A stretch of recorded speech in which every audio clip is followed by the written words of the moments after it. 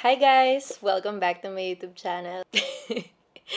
Paano ulit to? Yung naisip kong vlog ngayon is catching up. Perfect dahil almost 3 months tayong walang upload. So, ikukwento ko sa inyo yung mga nangyari sa life ko nung time na hindi ako nakakapag-vlog. Okay, simulan natin. October. Ano ba highlight ng October ko? October, birthday ni Athena. So, October, we went to Singapore to celebrate Athena's birthday. Nag-vlog ako dun actually, pero hindi ko na siya i-upload. Doon magpapakita ko ng mga ilang clips sa inyo dito sa video na to. Feeling ko awkward na siya i-upload ngayon kasi una, sobrang tagal na nun. Pangalawa, you know, so ang ginawa ko na lang, inedit ko na lang yung vlog na yon nung panahong kaya ko na siya i-edit. Tapos in-upload ko siya sa channel ko pero naka-private lang siya para lang mapanood ni Athena. Si Athena kasi gustong-gusto niya napapanood yung mga travel vlogs namin. So in-edit ko siya for Athena's eyes only. So hindi ko na siya ipapublic. Pero magpapakita ko sa inyo ng mga clips dun sa naging trip namin nung October. So ayun, lumipad kami via Singapore Airlines. 100% mag-fly ulit ako with Singapore Airlines dahil ang ganda ng treatment ng business class nila. Good morning, Mommy. Good morning, Lover. Want some water? Okay.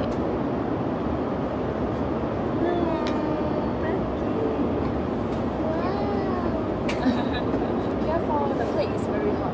Okay. Still hot.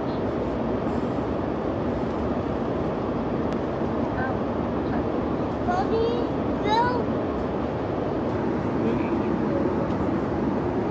Oh my gosh, guys, sobrang sweet ng mga FA dito. Yes. Ayan, nabigay nila kay Athena. Dear Miss Athena, happy 3rd birthday to you. Tapos lahat sila nagsulat. So, bakit nga ba Singapore yung napili namin? So, dinala namin siya sa Singapore Zoo at Night Safari. Lagyan natin yung photo. Hi, Evan. Evan, I think I'm a pool. Can you jump in the pool? No, they can't. Athena, what animal do you want to see next? Monkey? You want monkey? Okay. Like that. Like that. Like that? Okay. Like that? Bye, Evan. Join the monkey.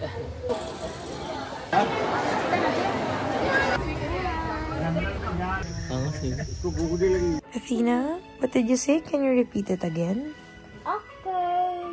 Thank you, Mommy, Daddy, for you. You're welcome. Sa mismong birthday niya, pumunta kami sa Sea Aquarium. Pansin namin na mas gusto niya sa mga aquarium kumpara sa zoo mismo. So, sa mismong birthday niya, doon din namin naisip na pumunta sa Sea Aquarium.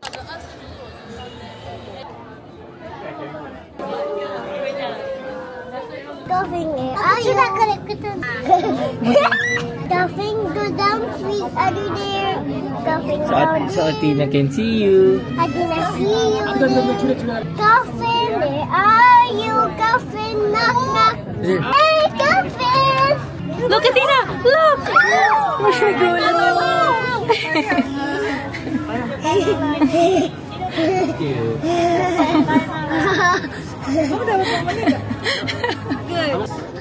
Dolphin, go down, please. There, oh.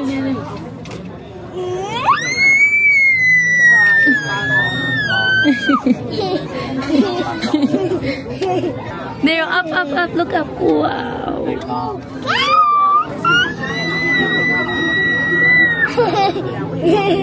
Too funny, Tina. Mommy cry. Look at the shark, oh. Sorry, run away.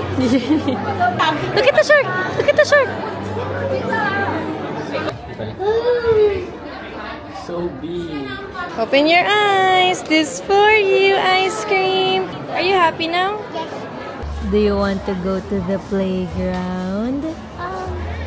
Okay. Ako, tanggal na ng shoes. Uy, hindi pa napapakita yung voucher. Careful. Hi, Athena!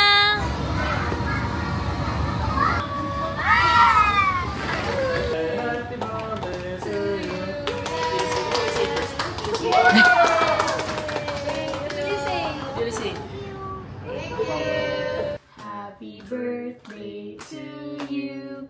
Happy birthday to you. Happy birthday, dear Athena. Happy birthday to you. Wow. Yay! Amy is so happy. The next day, favorite na favorite din ni Athena ang mag-swimming. So, dinala namin siya sa indoor na water park. Pangalan niya Splash Kids Amaze. At pag bumalik kami ng Singapore, dadalhin ko talaga si Athena ulit doon. Kasi sobrang nag-enjoy siya dito. Buong araw kami nandito, guys. Nag-swimming lang siya the whole day. Really excited! That's so pretty! Grabe.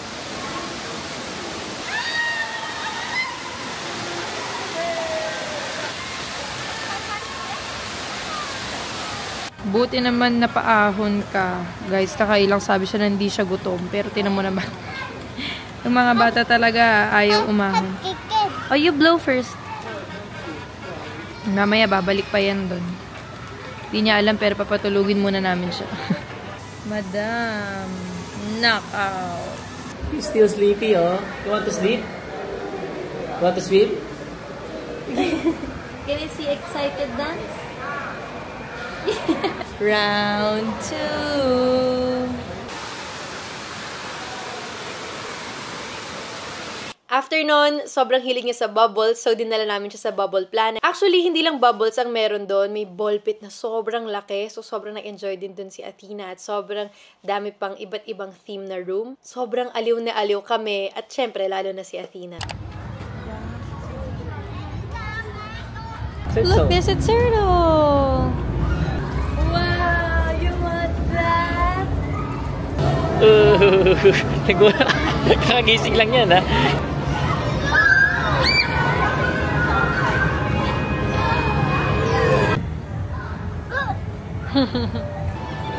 Are you excited? What's that? Wow, you like that? What did you say? Wakwak? Gusto ko po, napakabilis ng anak ko. So cool! Hanapin mo siya.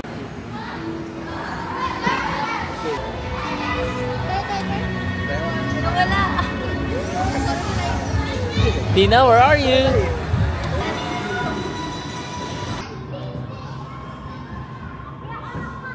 Walk straight. Yes, very good. Look at mommy. Pop!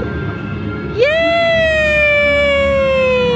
So basically, yung trip na yon, lahat ng mga favorite ni Athena. So zoo, aquarium, indoor playground, ice cream, cake, fries, swimming pool, balloons, bubbles, even ducks. Name it, lahat ng favorite ni Athena, tinry namin yung best namin mabigay sa kanya. So, a few days after that trip, we broke up. For sure, alam niyo naman na yun kasi nakapag-statement naman na kami. Hindi na namin sasabihin yung exact date. And then, last week ng October, I had a work trip with Corona. Sa Rayong, Thailand siya. It was fun. Sobrang spoiled na spoiled kami doon. Didn't feel like work. Medyo sabaw-sabaw lang tayo ng mga panahon na nag-work tayo doon. Kasi syempre, fresh pa yung breakup noon. Pero I think proud ako sa sarili ko kasi wala naman nakapansin sa mga kasama ko nung time na yun. I think I handled it well. So, good job, self. After that, pag-uwi, I think it's Halloween time. We attended 2 Halloween parties. Nag-check-in kami sa Grand Hyatt kasi doon malapit yung attenda namin ng Halloween party. At saka sa hotel, guys, nandun si Athena. Tsaka yung yaya niya. So, kasama siya. Nung unang Halloween party, nag-dress up ako as pirate. Tagal ko na gusto mag-pirate. Buti nagawa ko siya. At saka yung pangalawa naman, naisip namin mag-Winx Club kami tatlo. So, ako si Flora. At ang saya nung Halloween weekend na yon. In fairness, I had fun. Talagang na-distract ako sa mga pinagdadaanan ko. So, after Halloween, I officially moved to a new place. Actually, matagal na namin binili tong unit na to. Pero ako pala yung gagamit na to. So, nag-move na ako sa sarili kong place. Mag-insert ako ng mga clips dito ng pag-move in ko.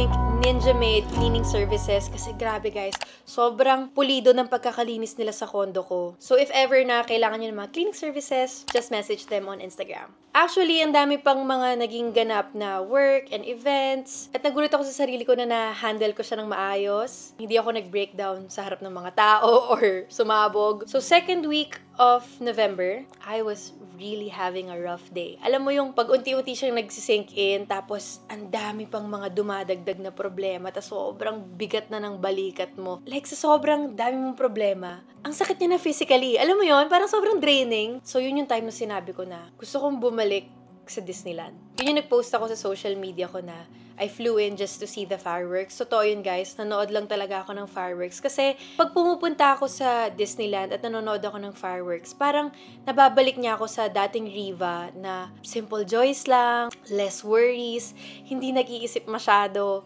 So I had to go back para ma-feel ko ulit yung dating Riva. Kasi yung present na Riva, pagod na siya. So, binalikan ko lang ulit kung sino ako at kung gano'n lang naman kasimple ang buhay dati.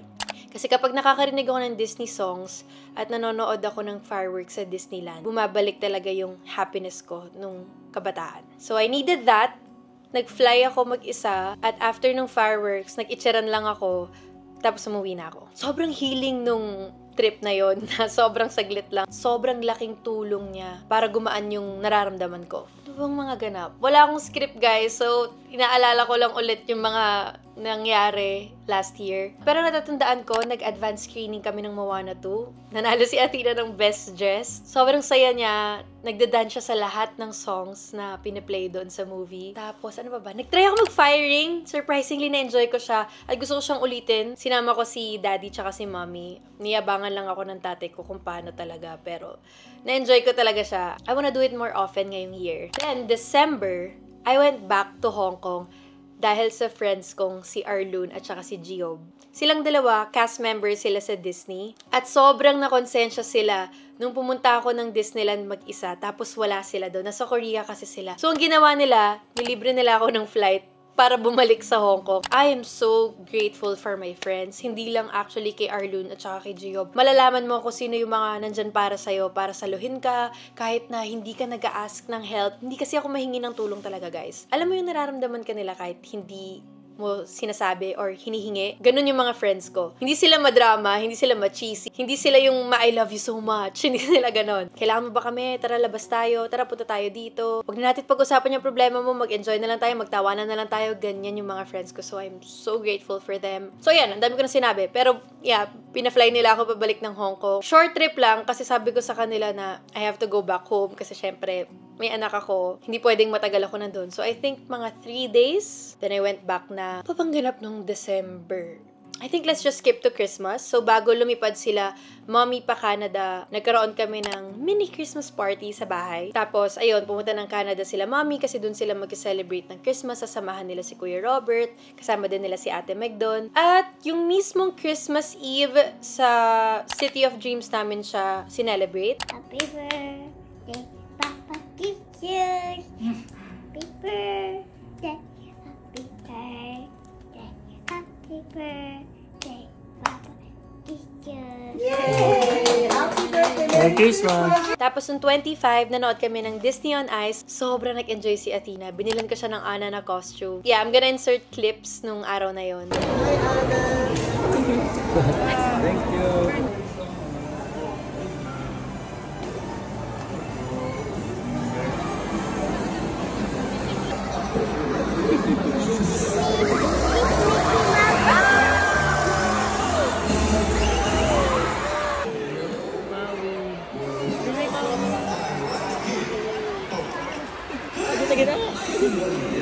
Moana, where's Moana? Wait for Moana. Wait for Moana.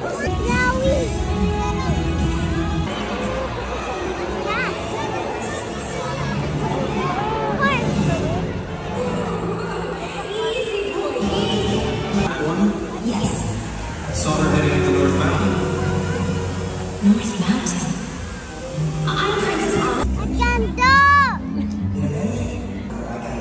Naglalaway na sa saya.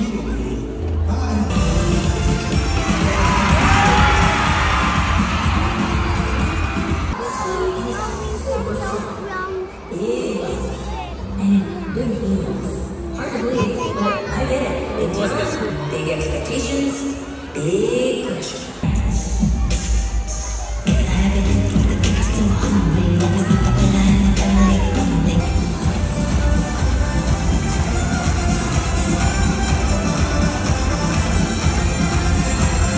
Happy ako na na-enjoy ni Athena yung Christmas. Nung patapos na yung taon, December 28, na Christmas party with Rivaholics. Yun yung pinost ko na sayaw. Nagpa-surprise pa sila at napaiyak nila ako. Na-miss ko din yung Rivaholics at sobrang kinailangan ko silang makita ulit. After that, si Yaya umalis na siya. That's why Chef Mommy is back. I had to cook Athena's meals again.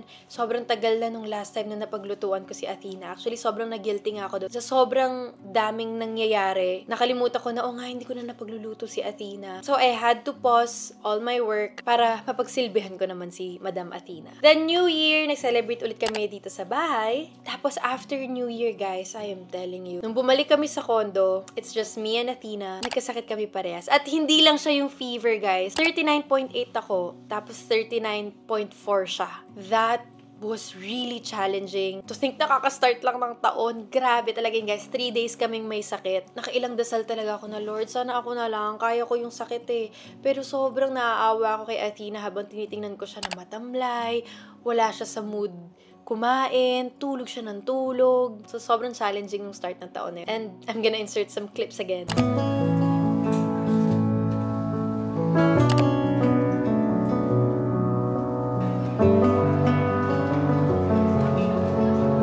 Are you okay? Yeah, I'm okay.